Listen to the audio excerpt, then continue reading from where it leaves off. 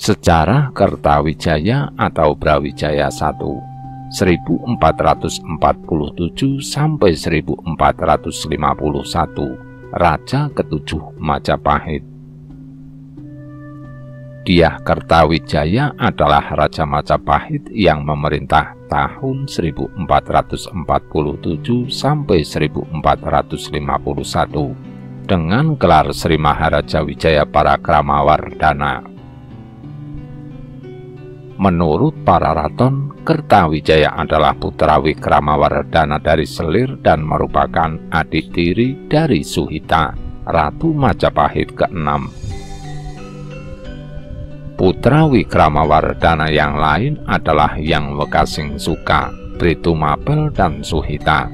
Sebelum menjadi raja, Kertawijaya pernah menjadi Britumapel, yaitu menggantikan kakaknya yang meninggal awal tahun 1427. Masa pemerintahan Kertawijaya. Kertawijaya naik tahta menggantikan Suhita tahun 1447.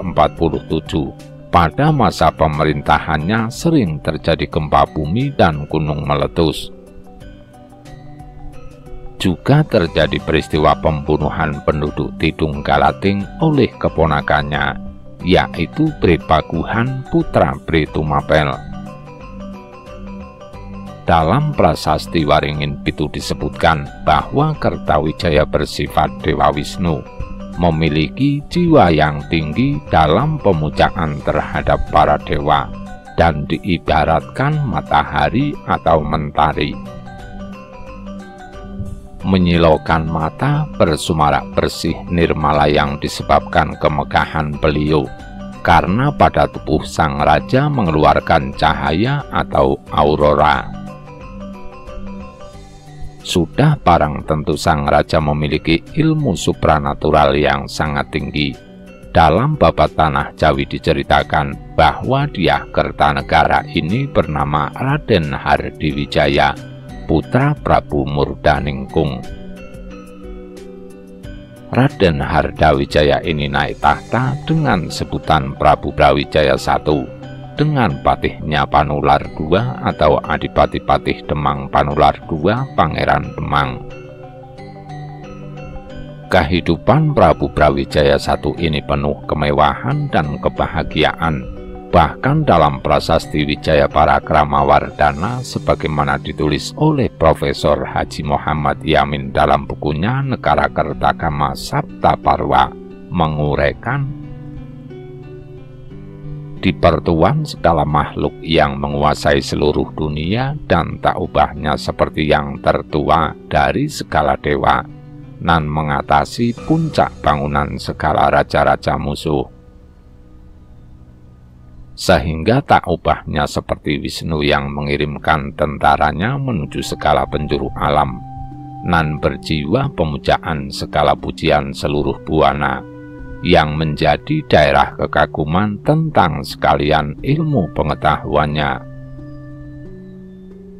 nan berwajah kembang tunjung utama, yang berseri-seri karena kelimpahan pujian dan kemegahan kilang gemilang, yang dihinggapi serangga tabuhan berbondongan,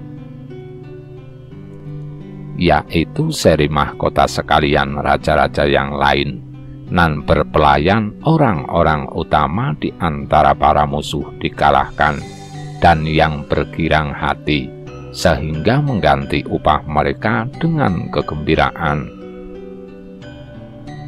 Seperti berlaku dengan para pelayan yang lain, nan bertubuh menjadi pujian segala orang yang mencari perlindungan padanya. Karena gelisah dan berpecah belah, nan bersifat lemah lembut seperti aliran batang air Gangga, yang memiliki pengetahuan dan kemurahan, nan bersemangat dapat dibandingkan dengan suatu bangunan gedung dan yang berketetapan sebagai kaki raja di gunung atau Adrisya, yaitu Himalaya, raja yang maha luhur dan maha tunggal, serta terpuji sebesar-besar di atas dunia jagat.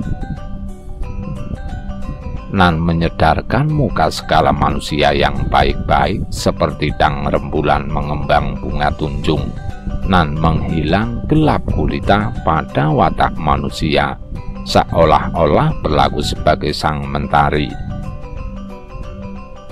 nan mengerahkan wajah muka kepada kebajikan yang mendekatinya, tetapi yang memalingkan muka dari segala keburukan,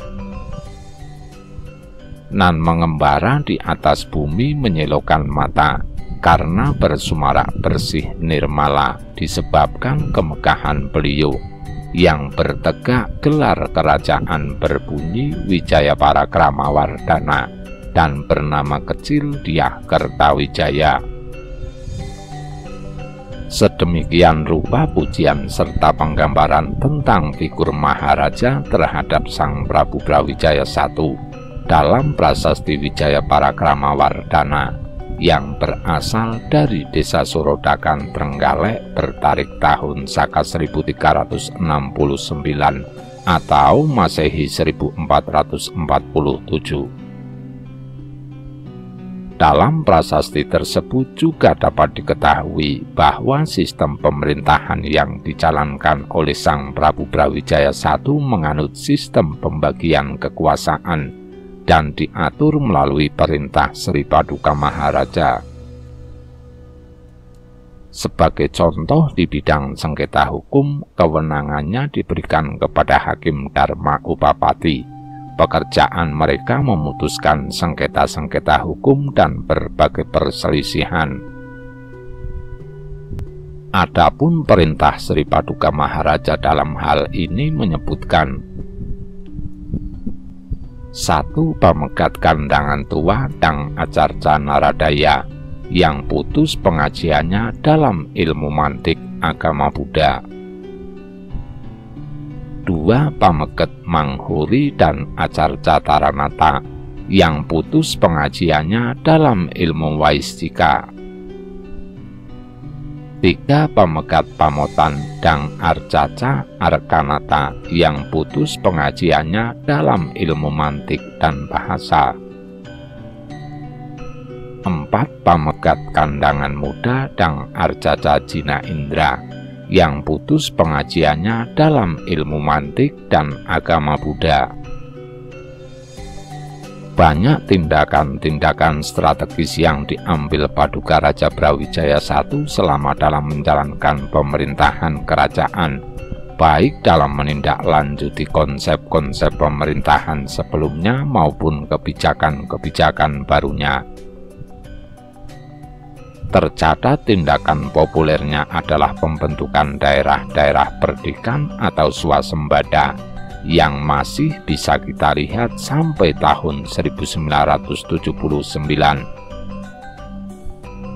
Karena setelah tahun tersebut tanah-tanah perdikan maupun tanah-tanah adat lainnya telah terhapus dengan Undang-Undang Nomor 5 Tahun 1979 tentang pemerintahan desa yang mengatur tentang nama, bentuk, susunan, dan kedudukan pemerintahan desa. Hubungan antara Raja Sawardhana dengan Kertawijaya tidak disebut secara tegas dalam Pararaton, sehingga muncul pendapat yang mengatakan kalau Raja Sawardhana naik tahta setelah membunuh Kertawijaya. Pendapat lain mengatakan Raja Sawardhana adalah putra Kertawijaya yang nama aslinya tercatat dalam prasasti Waringin Pitu sebagai Dyah Wijaya Kumara. Akhir pemerintahan Kertawijaya. Kertawijaya wafat tahun 1451. Ia dicandikan di Kertawijayapura. Kedudukannya sebagai raja digantikan Raja Sawardhana. Penyebutan Dyah Kertawijaya sebagai Brawijaya I tersebut karena raja ini memiliki nama yang berunsur Wijaya atau keturunan Raden Wijaya dan memiliki ilmu pengetahuan yang tinggi sehingga dikagumi rakyatnya. Rahayu, Rahayu, Rahayu.